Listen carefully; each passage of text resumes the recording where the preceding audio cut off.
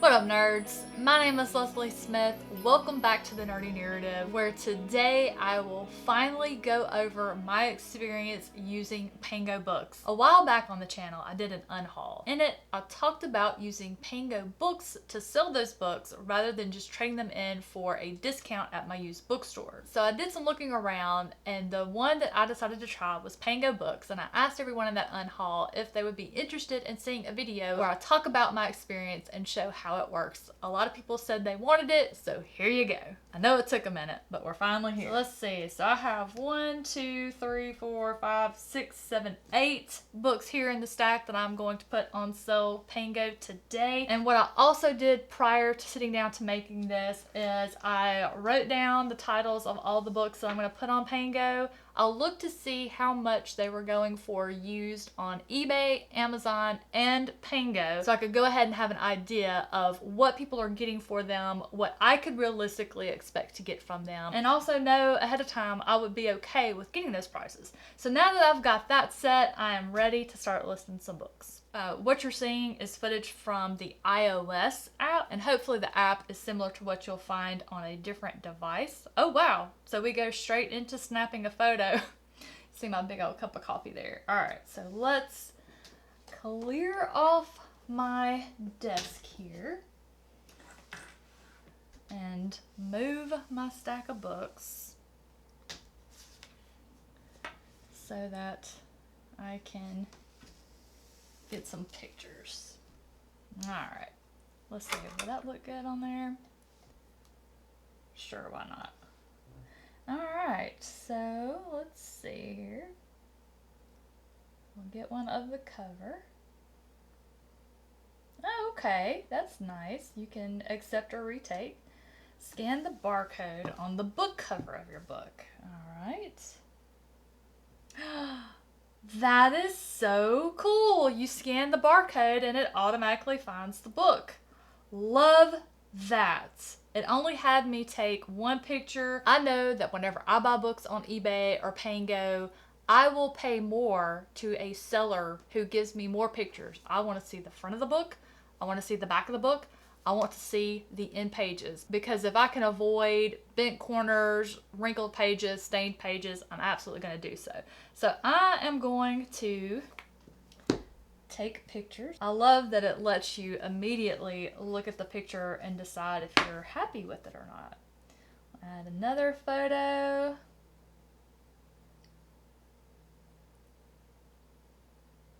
Accept.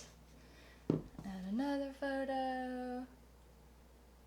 You know, I want people to know what they're getting from me. I don't want any surprises. I don't want anyone getting a book and saying, well, I didn't know that this corner was bent. I want people to see what they're getting, and that way there's no problems later. So I'm just looking at my photos here.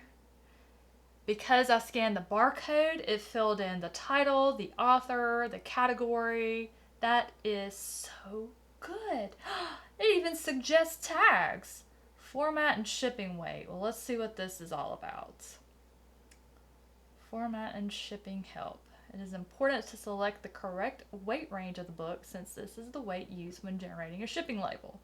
If the weight of the book is greater than the weight used to buy the label, the book will be returned to you. Okay. Most paperback books are less than 2 pounds. If you're selling a typical paperback novel, you can select paperback under 2 pounds. An average 2-pound hardcover book is, wow, it gives you the measurement. Anything larger than this should be classified as heavy hardcover, 2 to 4 pounds. That is so nice. The post office has a free scale that you can use in the lobby. Well now, I happen to have a scale myself. Let me just grab that. Okay. So I have this little scale here. Chris uses it to measure things for when he does meal prep. I use it to measure out coffee beans for the coffee grinder, because I like to wait and grind my beans right before I'm going to make that cup of coffee. I love that whoever designed this app put so much helpful information in here, such as the post office has a free scale that you can use in the lobby. Alright, so let's see with this one. So this one is not even a pound. Okay, so let's go back out here. Select format, light paperback, 1 pound or less. condition. So let's see what this says. Like new, if you've read it once or so, but it's still perfect, it's listed as like new. Excellent if it's seen a little more usage but has hardly any visible wear and tear like a cracked spine. You can list it as excellent. I have only read this book once. There's no bent corners, there's no dings to it, there's no rips, no crinkled pages. I'm going to list this one as like new. Suggested tags, paperback, fiction, horror, mystery, skin. I'm just gonna put all that on there. Price. Now, for this one, I did not find this one listed on Pango. On eBay, people were selling it for $30.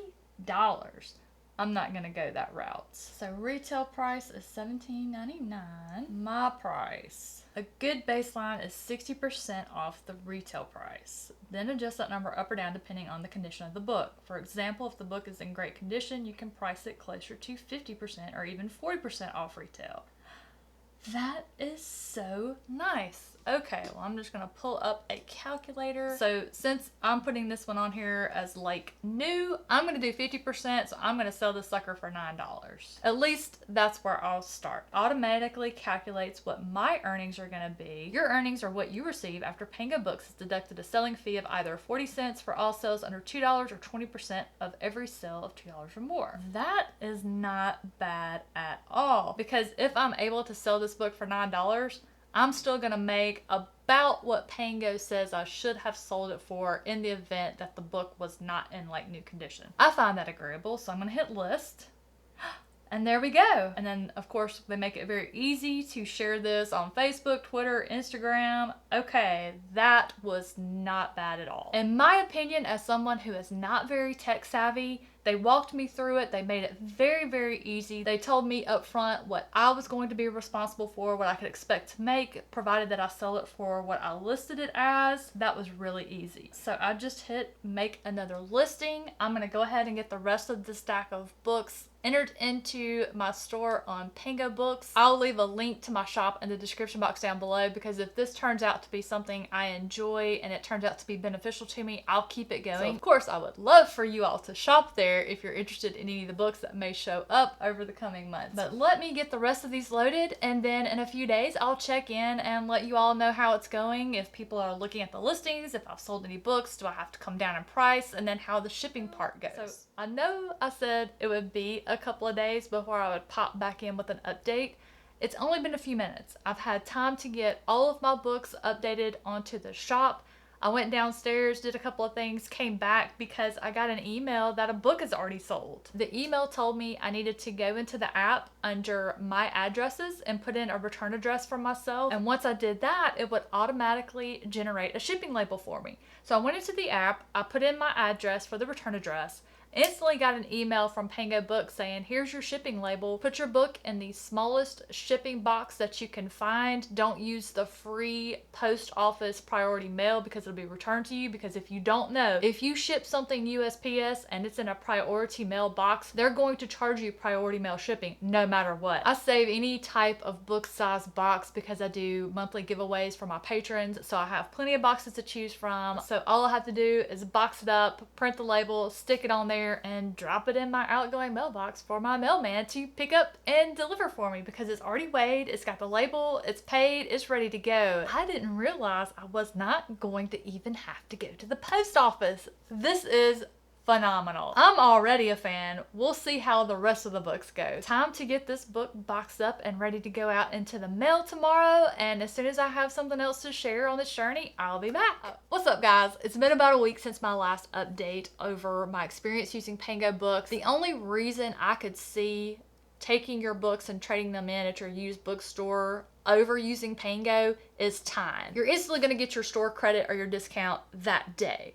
Pango, your books may sell immediately or they may not. If you're okay with waiting for the amount of time it might take you to sell your books, like I am, then Pango is the way to go. In my case, my used bookstore is half hour away. So I'm going to drive 30 minutes to get there, drive 30 minutes to get back. The drive's not a long one, but when I go several times and they have 0 books I'm interested in using my discount on, that's a little frustrating. So for me, Pango is the way to go. I never had any question about anything because they explained everything so well and they walk you through it. As of yet, I've still only sold the one book, but when I pull up the app, I can look to see how many people have my other books in their cart. So I'll just be patient and see what happens with the shop as time goes by. When I do decide to make a trip to my used bookstore, I can simply take the books with me. I will go shop first. If I find some books that I want to purchase, I can do a trade-in for a discount and just simply take those books down from my Pango shop. So it works extremely well. So well, in fact, that I don't even have to leave my house except to go to the mailbox. So for me personally, Pango Books is a win, and I hope that I was able to give you some information for you to try your own shop, and let me know how your experience goes down in the comments below. Have a fantastic rest of your day. Thank you so much for watching, and I'll catch you in the next one.